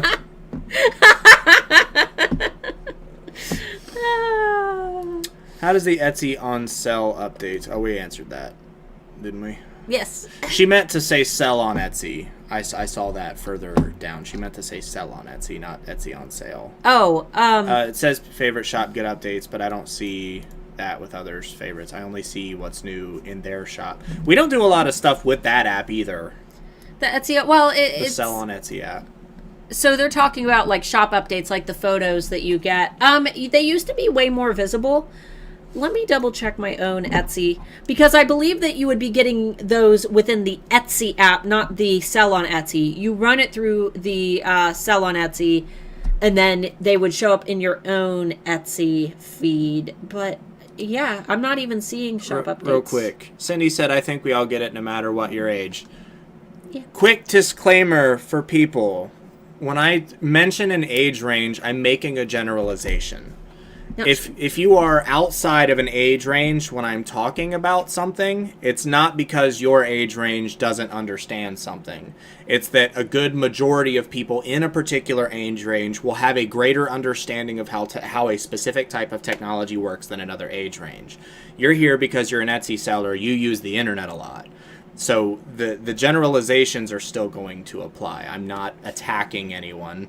I get a lot of comments of people thinking that I'm attacking people when I mention a younger age range. Here's the thing. What the unfortunate thing about this is we've had to disable several streams on this topic where we have given statistics on different demographics and had people get offended because a majority of a demographic that they also belong to, but they are not a part of that majority, they have gotten very upset that we have stated statistics that they don't like. But when we are going, and obviously what he had said previously wasn't numbers and we didn't give you any statistics. No. But when it comes to us generalizing about our own generation, considering that, yes, we are pretty young, we are talking about the things that we notice within our peers. People that we went to school with, people that, Yes. that we see on social media and influencers and, our perspectives and observations. So that things we observe. We will never, ever generalize in a way that says that you belong to a majority that has a belief system based on age or a, what am I saying this? A obstacle, that there is disadvantage. A disadvantage. That's the words I'm looking for. A disadvantage based on age. But what we do need to acknowledge is that Mark and I grew up in a generation where technology was going at lightning speed, and every single year it was going at lightning speed. And it is beyond a shadow of a doubt a proven fact that when people start with a specific type of technology, they will adapt to that technology more quickly. Which is why our daughter can use a tablet better than we can. Yes, it's a fact. So if you're in the 45 to 55 age range, yes, people that are 25 to 35 will be more fluent in technology than you. That is beyond the shadow of a doubt by averages. But that doesn't mean that you watching specifically aren't better at it because you're using the platform. So please don't get upset when we use age ranges for things, because you can't fight statistics. Internet literacy, the younger the people are, and the reason why I said 25 to 35 is because people under 25 are usually a little more derpy with how they spend their money.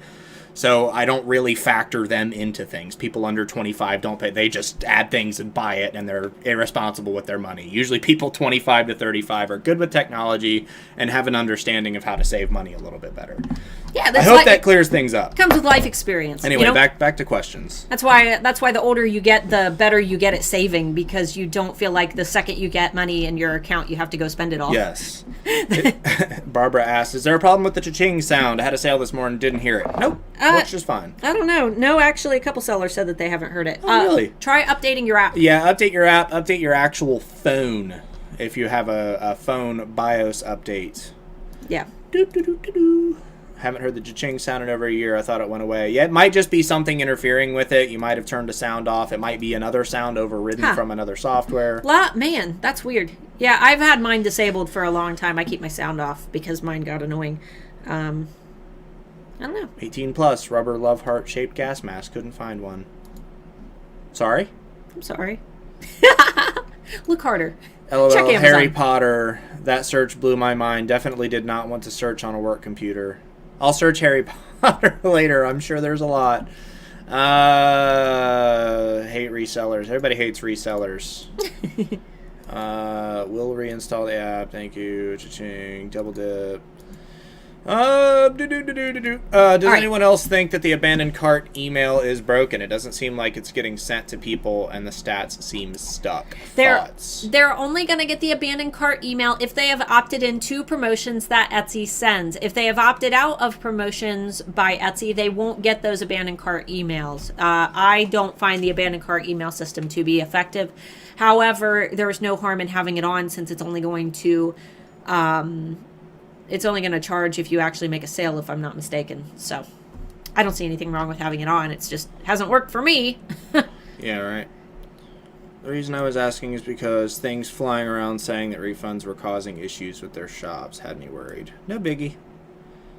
What percentage of your sales are for gifts, if you know? I would say a majority of our sales are gifts for us personally. We get quite a few notes, but... Yeah, that's the only way that we know, though, and what our customers say. Starting a shop now, and I haven't sold on Etsy before. Good time to start. There's never a bad time. Yeah, there's never really a bad time. It's right before the holidays. You never know. You might end up getting a boost, go viral. Who knows? If you sell handmade gemstone jewelry, then you can get into trouble for saying, example, rose quartz is the gemstone for unconditional love. No, because you're not promising something. Just don't make a promise with your product. Yeah. Don't say that wearing this ring is going to make you healthier. You know, it's going to make your true love meet you on the beach in 7 days. It's not about like saying that a stone has this particular product. It's making a promise.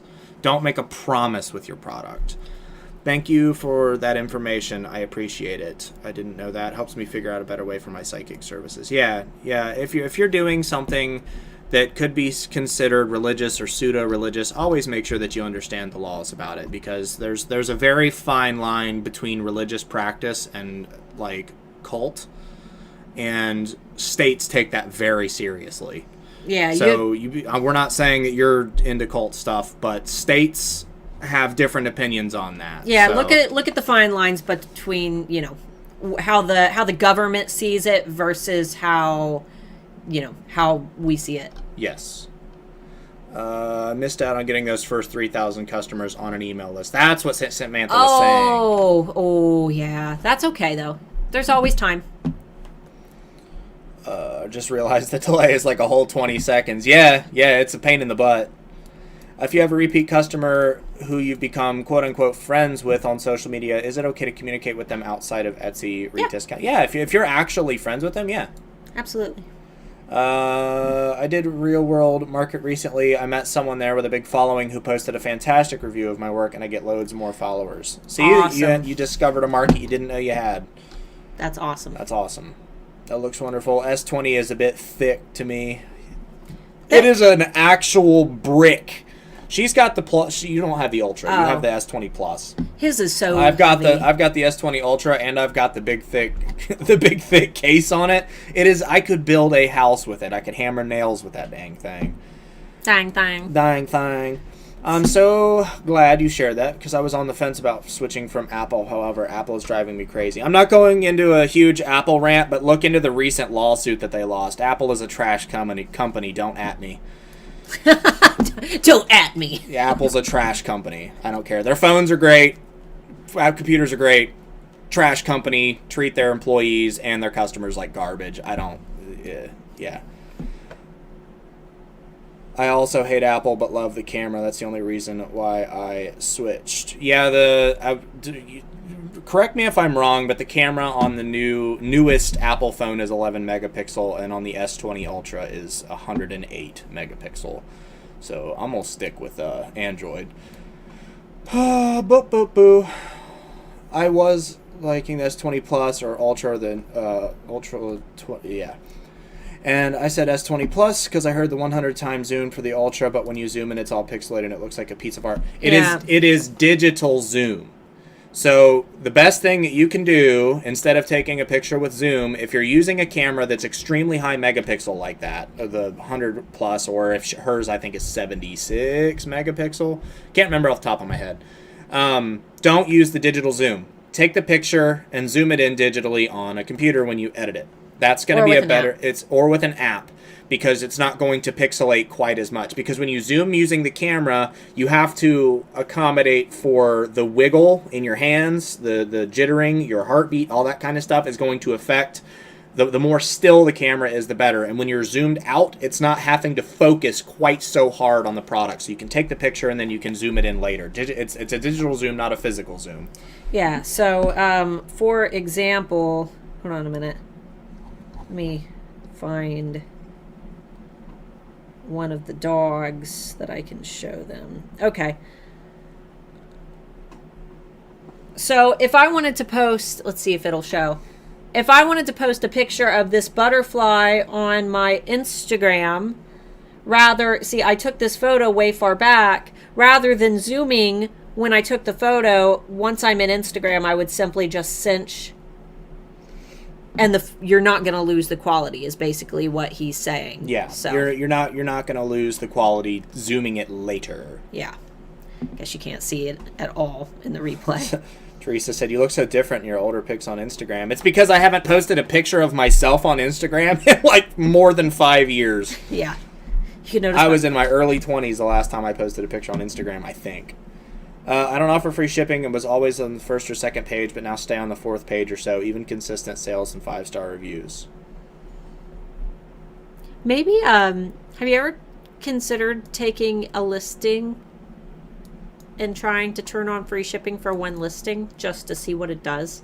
I know that you might have to eat the cost if somebody buys it, but maybe try it just to see, because I won't believe that is a contributing factor until I see actual evidence that supports that is the reason why, because I have just as many people who say that it doesn't affect their shop. So I lost a lot of money when I left Hootsuite, and they took the full year's worth of subscription fees out of me. Holy crap. Have you noticed more traffic running an Etsy sale or using Etsy on sale app? More traffic? Etsy on sale app doesn't drive traffic. It's not going to drive traffic. It just changes the prices of your products. Yeah, no, not running sales doesn't really drive traffic. You can... Do I notice more sales when it happens? Yes, but most of the time when I run a sale, it's because I have marketed it on social media. I've never held a sale and then not posted it on social media to direct my own traffic, so I really can't say. I do free shipping in the U.S. Can't afford to offer that outside the U.S. It costs $11.64 to ship to Canada. We only do it for U.S. Yeah, we only offer free shipping for local. Because it's like $10 to $15 depending on what country we're shipping to. $13.60. And sometimes people buy items and have orders and use coupons that are less than what the shipping would cost us, so we can't do that. You may even have to manually set the cha-ching sound. I had to download it from Zedge and had to set it to the Etsy on sale app, or sell on Etsy app. It'd be a pain. I had to update because my cha-ching wasn't working. Yeah, sometimes your phone doesn't automatically go update apps. Go into your, if you're on a Android phone, go into your Google App Store, go into the settings on the top left and click My Apps, and it'll show you apps that need updated. If you're on a Samsung device, make sure you go into your Samsung app thing. I just had never done that. Go into your Samsung app thing. There's a bunch of apps that aren't on your Google. I had like 100-something apps and other stuff that needed updated, and my phone runs 1,000,000 times faster now that I've done that.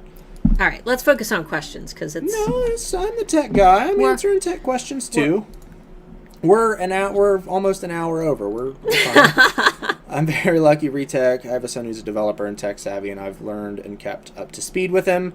I can always ask his advice, learn new skills well. Yeah. That's like how his dad was. His dad used to work with computers, and I'm sure that's how you kind of learned, was starting out in a very technology-based house, but now your dad has to ask you for help because technology has advanced past where his dad was very proficient. So yes, it's almost like they've been able to like trade roles and helping each other. Okay, we're getting past most of the questions now. I think most of the leftovers are random things, so we'll just try to blast through here. For example, I'm using Photoshop, then Canva, which is an easy tool and doesn't take too much time, but I like to perfect my work with advanced effects. My iPhone 11 512 gigabyte is amazing. The camera is mental amazing. Yeah, so that's the thing, is Apple software is drastically better than Android software, Samsung software specifically, at taking pictures using like the automatic just like snap a picture thing. But when it comes to the actual ability to edit camera settings, like when you actually go in and adjust all of the variables, I think Samsung's got them beat. They didn't up until this most recent generation, but now with the higher end cameras, they've 100% got them beat. I actually put a paragraph in my services listings asking about my credentials and making sure that the buyers know that it's not a guarantee. There you go. Wish you guys would do a training on these new phones with the latest apps. The thing is, there's so many people that do them already, it would just be redundant. I mean, I guess we could. We could. How long did it take you to come up with your first popular key design? Coming up with popular design seems to be hit or miss for me. That's the nature of business. Yeah, it's I mean, I've created, in terms of unique designs, how many do you think unique designs I've created? Over 1,000. Oh God, yeah. Several thousand unique designs, and it's like, throwing spaghetti at the wall. Eventually one piece of spaghetti will stick. So it's usually never thought out. Now that I see the types of products that sell, I know the things that will sell now. Anything with a dragon will sell well. Anything with a, big crystal will sell well. Anything with big wings will sell well. So I've kind of memorized the pattern of what sells well. Starla, on the last live, you mentioned buyers don't read descriptions, which is right on point. I got 4 stars from a buyer that failed to read the descriptions and only looked at the pictures. Yuppers. Anything important that's in the description that they need to know in order to make the purchase, Stick it on a picture. Stick it on one of your 10 listing photos. All of the important information that they need to know before they make the purchase should be put in the listing photos, because they will not read the descriptions, and Etsy has actually hidden our descriptions. So you have to actually expand out the descriptions now to even see them. Yep. Cindy asked, would you recommend a macro 10 times lens when using a S20 Plus for jewelry photography, or a Moment macro 10? I've never used one, but it's going to be better than a digital zoom.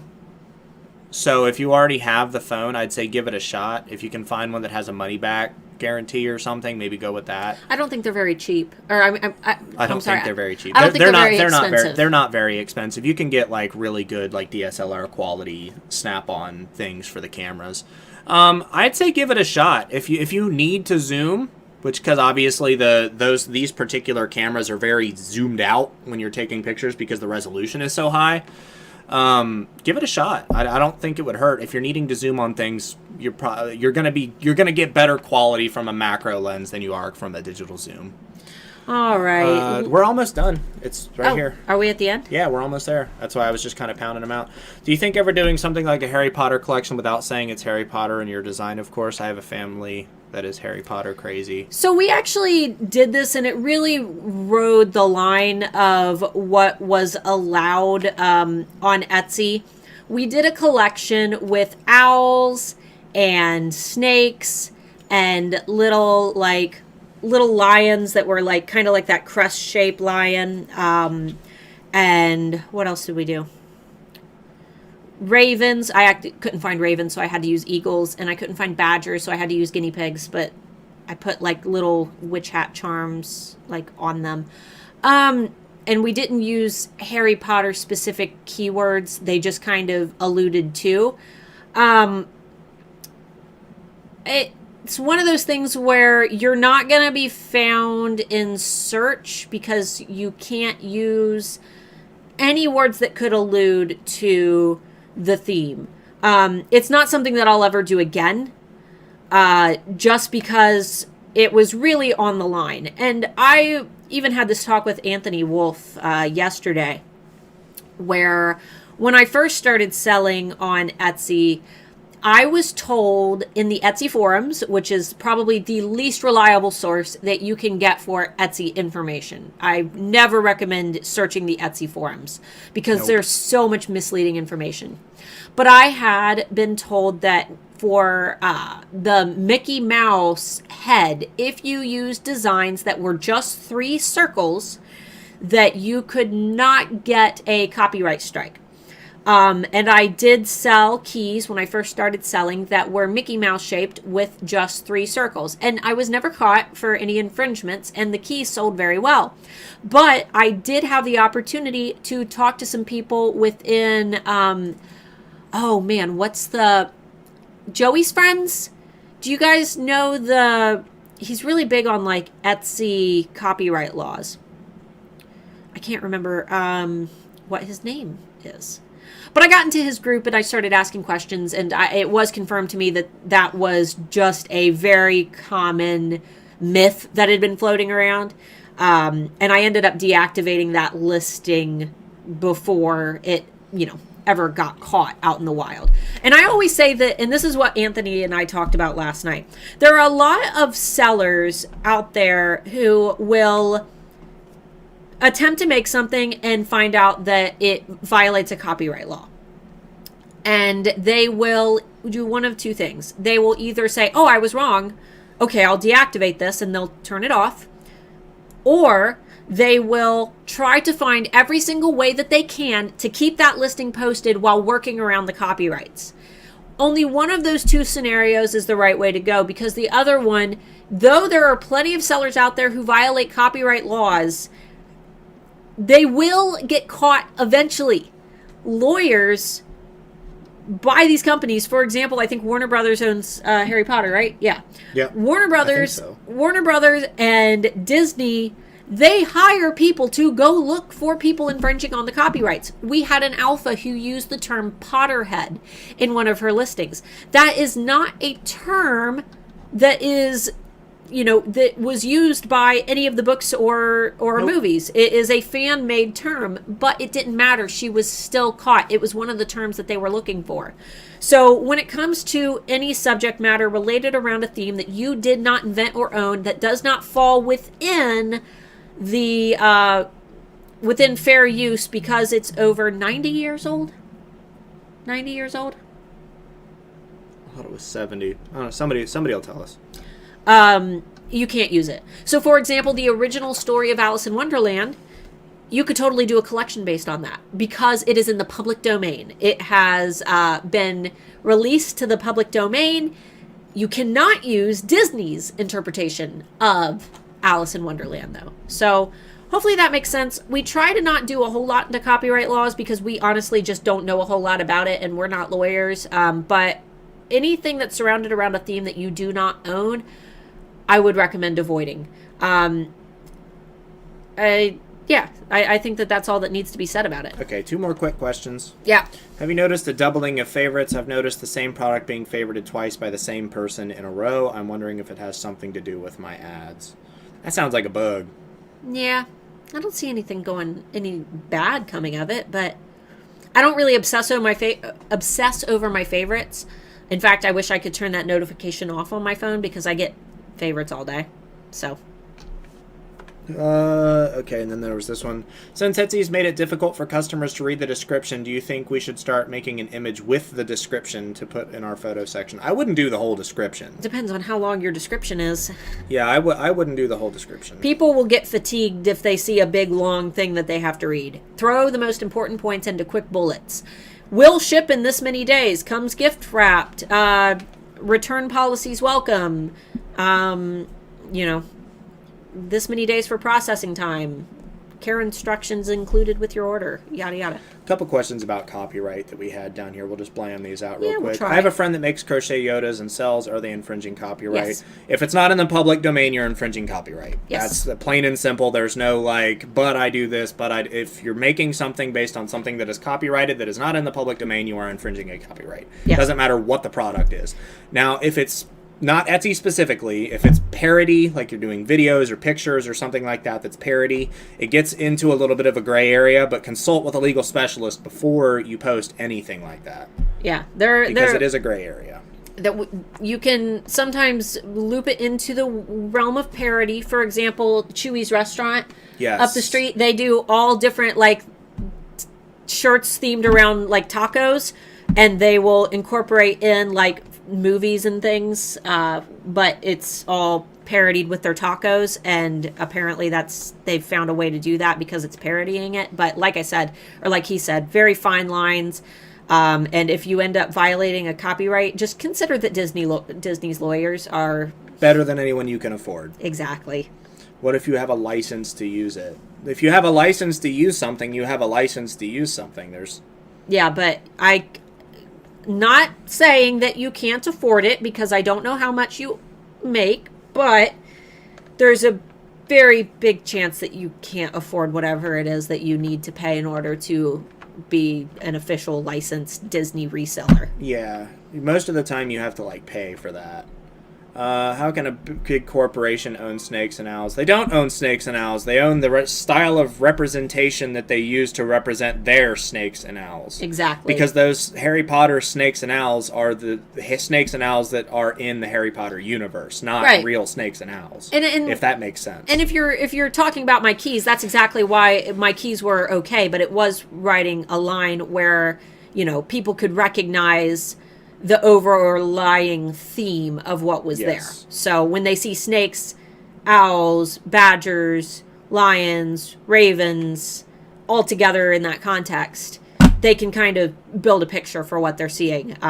And like I said, it's one of those things where I wasn't breaking any rules, but I won't be doing it again. Yeah. All right. We're almost an hour over. Let's go ahead and kill it. Cut it there. No more pertinent questions. All right. Can you give me the last one? Can you make your Etsy shop brand copyright? I always wondered that. Can you copyright your own like designs and things? Yes. Designs for physical products would be a trademark, not copyright. Yeah, that would be a trademark. And you're probably not the first person to make whatever you're making. So unless you're making something very unique, you're not going to get a trademark for it. Yeah, you would have to trademark every image, right? No, every individual product. Okay. It's a little different if it's an image or a digital product, then it would be a copyright, I believe. Yeah, and then you can trademark your name and logo. Yes. Yeah. All right, guys. Whew, what a stream. Thanks for hanging out. This was a long one, and we're going to get all kinds of hate in the replay. People. Oh, I know. I don't care. Middle fingers in the air. It's so long. You give too much. Too much. Please pull up the play page so I can get our Friday Bean of the Week, because I can't remember What do you want me to do? Go to the my YouTube channel page and pull up our Bean of the Week. You don't even have YouTube open here, dog. Dog. Yeah, if you're offended by anything we said today, you know right where you can kiss me. Dog. Aw.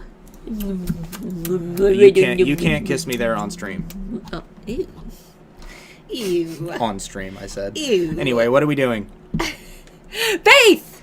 At Fabled Invitation is our Bean of the Week. We chose Faith as our Bean of the Week because she posted a very, very big breakdown of the Etsy changes to their policy for everybody who had confusion about all of the Etsy policy stuff, for everybody who was panicking, yada yada. So that breakdown is floating around in the Handmade Alpha Facebook community somewhere, which is linked down below. If you're not already a member, be sure to check out Faith's shop, also linked down below. Tell her hi. Tell her congratulations for being this week's Bean of the Week, for being so very helpful. Also, guys, ew. Ew. Also, guys, he's just ew. It's 2020. You know that's not ew. Everybody's doing it. He said all the kids are doing it these days. Nasty. I know. Down below is the Black Friday Survival Guide. Make sure that you grab that, because in the next few weeks we are going to be entering the timeline for the different things on the checklist. So you're going to want to make sure that you're actually completing that timeline and going through the checklist and being able to follow through with the exact dates that I have on there, because this is exactly when I'm going to be marketing my own Black Friday collections and sales. If you have any issues getting that PDF after you sign up for it, be sure to email me via starla@handmadealphaacademy.com to let me know that it isn't working for you. This helps us to not only send you what you need, but it also is going to help us to diagnose the issue that we're having with our MailChimp list. We don't know what the heck is going on. We think that it's a PDF attachment issue, but it could be GoDaddy email addresses. We don't know. We don't know yet. We're gonna Yeah. check, and we're gonna try to see if we can check. Somebody was actually nice enough to send me a message with all of their specific email data, so I can start looking into it. Yeah. We're gonna see if we're blacklisted anywhere. I don't think that's the case, because if we are blacklisted, we usually get a mailer daemon denied message or something of the sort. So Yeah, I don't think that's the issue. That. I think it might just be something derping up with the actual page itself. Yeah. So, but lots of people are getting it, lots of people haven't. So just sign up for that down below. However, if you did, give it like 15 minutes before you Yeah. email me, because sometimes it takes a while to actually push out. yeah, and check your spam, check your promotions folder if you're using Gmail, yada yada. And if you received my email today about the Friday Bean episode that I send every week, I actually attached it right to that email so that you don't have to go and sign up for it. It is in your Friday Bean email, and it has been for the last 3 weeks, just to make sure that you guys get it. So, all right, are we good? Were there any last minute? Great bean team. Great beam. Bean. Yes. Great bean team today. All right, guys. All right. Make sure, if you haven't subscribed yet, you click the little subscribe button. Click on the bell icon to get notified every time we go live and every time we post a video. If YouTube's nice, they'll actually let you know. Make sure you give this video a thumbs up if you haven't already. There's over 100 likes already. Cool. Thank you, guys. And Love we you. will see you guys, hopefully, next Friday.